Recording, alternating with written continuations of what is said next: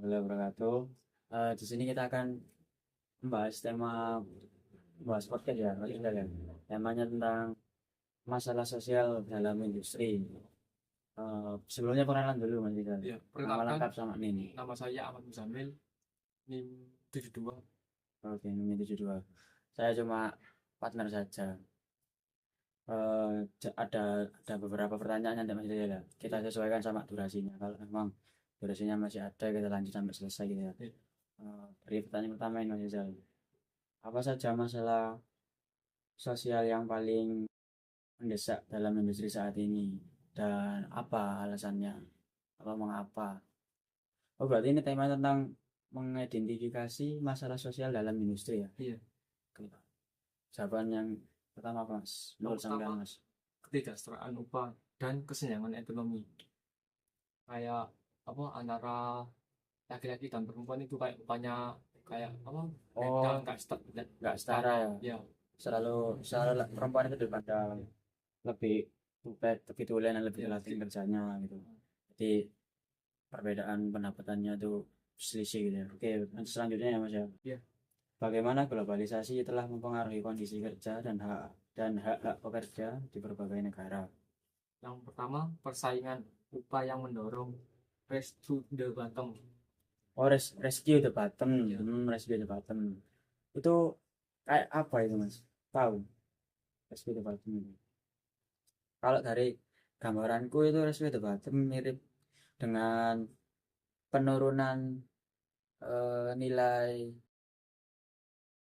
nilai resapan kerja tapi juga ada upah minimum yang dikurangi jadi itu bisa menarik investor untuk bisa menarik investor lebih banyak untuk masuk ke perusahaan tersebut kayak seperti kayak jadi Jerman lagi. ya jadi eh, serapan tenaga kerja yang sebelumnya dibutuhkan sarjana itu sekarang udah bisa dicapai sama SMP atau SMA cuma upah minimumnya itu lebih kecil itu yang dimaksud gitu kan kalau menurut saya. Lanjut Mas ya. Iya, Pertanyaan selanjutnya yang ketiga. Sejauh mana otomatisasi dan kecerdasan buatan mengancam lapangan pekerjaan dan bagaimana kita bisa mengatasinya? Menarik ini. Berarti ini tentang AI ya Mas. iya. Dunia kerja AI. Hilangnya pekerjaan rutin dan berulang, seperti kayak sekarang banyak yang pabrik yang bangkrut dan pegawainya itu dikurangi karena bayar pegawainya itu kayak Kurang kurang, ya. ya pokoknya kurang, jadi kayak dikurangi pegawainya. Pegawainya yang dikurangi Ya, bukan bukan masalahnya yang dicari tapi iya, pegawainya. Iya. Eh, Selanjutnya ya Mas ya. iya.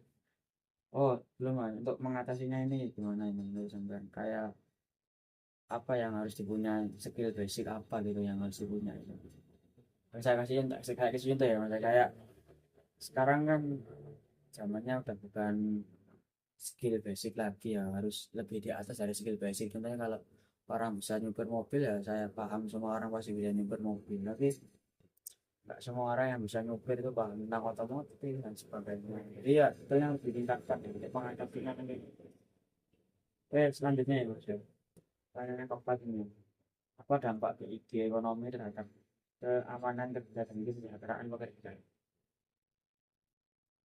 Ini fleksibilitas kerja yang lebih tinggi, contohnya kayak apa ya, WFH, ya, ya WFH, eh, terus influencer, terus data analis, gitu-gitu contohnya. YouTuber juga termasuk. Oke, selanjutnya Mas. Bagaimana kita bisa mengatasi kesenjangan upah yang terus melebar antara pekerja dan eksekutif perusahaan? penguatan peran serikat pekerja dalam negosiasi upah sih, Mas. Kayak apa ya, kayak musyawarah ini, cara mengatasinya gimana, kayak upahnya itu ditangkap, Hmm. tanggalin kayak gimana caranya, gimana apa, cara buat hal itu kayak gimana. Oh, jadi enggak yang tiba-tiba ujuk-ujuk Iya, mengeluarkan pegawainya ya. Eh, kita lanjut ke tema selanjutnya ya Mas. Temanya itu strategi politik dalam sosiologi industri. Yang pertama, bagaimana hubungan antara kebijakan industri, pemerintah, dan perkembangan sektor industri tertentu. Yang pertama itu kebijakan pemerintah dapat mendorong pertumbuhan sektor tertentu melalui insentif pajak. Melalui insentif pajak. Kayak itu apa? Separuh dari gajinya itu kayak dibayar buat pajak apa?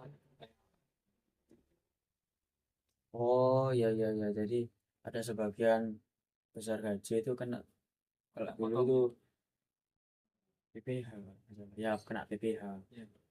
pajak pekerja, kayak gitulah, ada PPH-nya gitu. Terus ada yang dipotong buat apa? Kayak BPJS itu. Oh iya iya, asuransi Ya, asuransi pekerjaan ya, kayak gitu. asuransi pekerjaan. Oke, pertanyaan selanjutnya mas, apa peran lobby industri dalam kebijakan publik dan regulasi? Untuk di industri dapat mempengaruhi proses melalui kampanye dan donasi politik kayak Itu.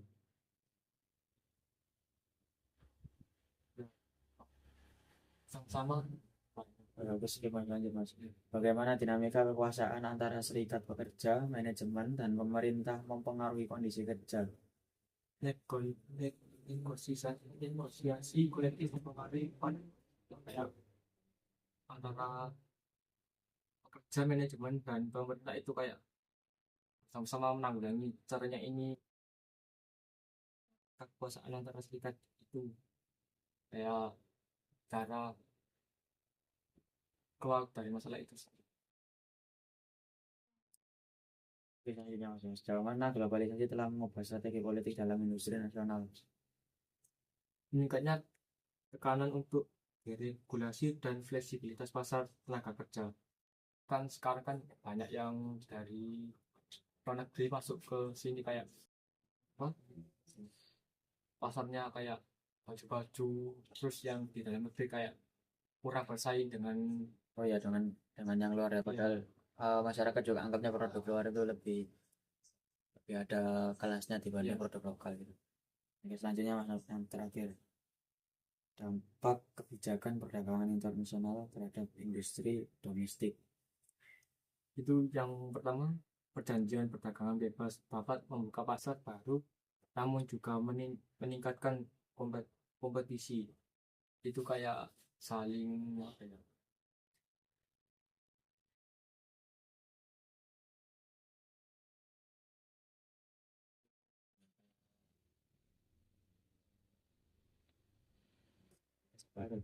kayak saling apa ya,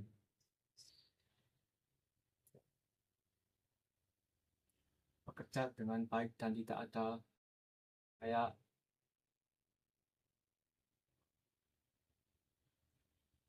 Ya oke mas, mungkin itu aja ya ya, pertanyaan yang bisa disampaikan dan juga jawaban itu yang bisa disampaikan ya. gitu ya. Eh, durasi videonya juga nggak bisa terlalu lama gitu ya. Makasih ya Mas Rizal ya udah menyempatkan waktunya. Sekian, terima kasih dari kami. Assalamualaikum warahmatullahi wabarakatuh.